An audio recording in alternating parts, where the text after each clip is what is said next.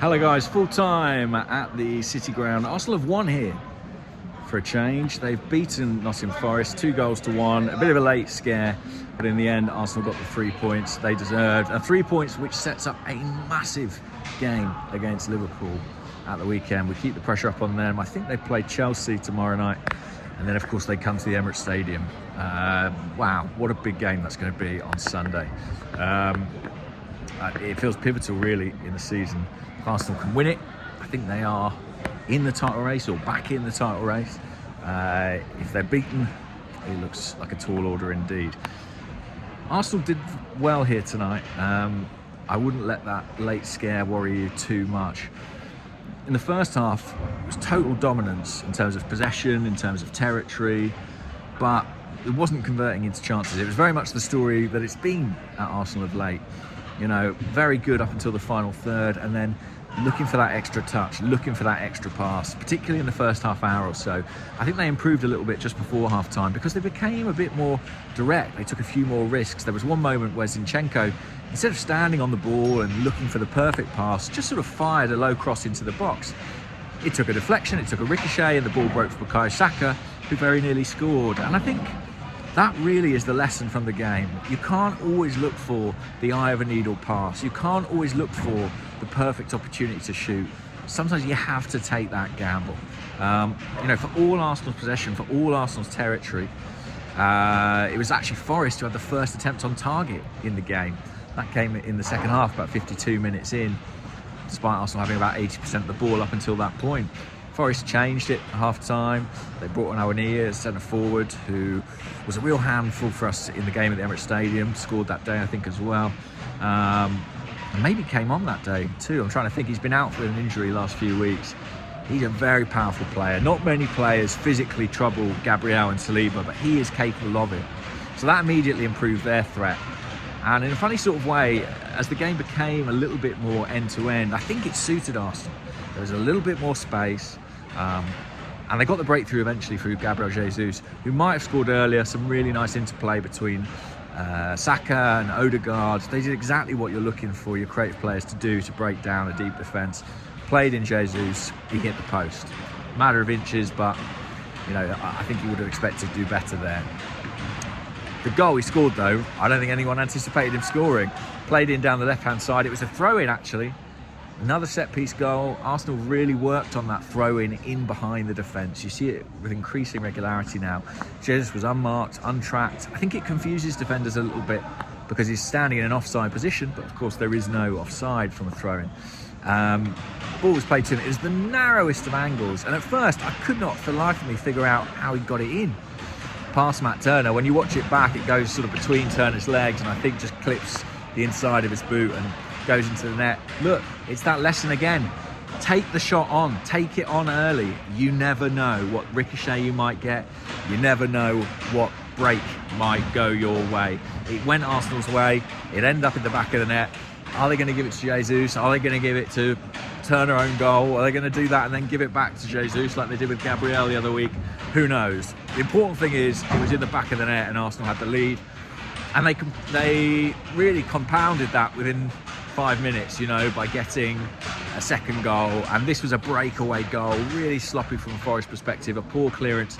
Arsenal pounced on it. Odegaard to Jesus, and Jesus again had the awareness to look up, find Saka, and I love that Saka finish, right foot. We're not seeing that for a few weeks. The right foot across the goalkeeper into the far corner. Turner got a hand to it, couldn't keep it out. And the players and the bench celebrated like they knew that was the critical goal in the game. You know, it really quietened the crowd. Should have been plain sailing from then on, but a sloppy goal from an Arsenal perspective let Forest back into it right at the end. I think Ben White seemed to get caught under the ball. There's a bit of a physical encounter with Awoniyi and the two centre-halves. But he got the better of them and scored, as he makes a habit of doing against us. But Arsenal saw it out. It was interesting, Arteta changed his substitutions. He was planning to bring on Reiss Nelson. He switched and brought on Jorginho. He followed through with bringing Kivior on for Zinchenko to give us a bit more height at set pieces. Havertz had come off the bench, which again gave us a bit more height in that situation. And we saw it out. There was one last half chance.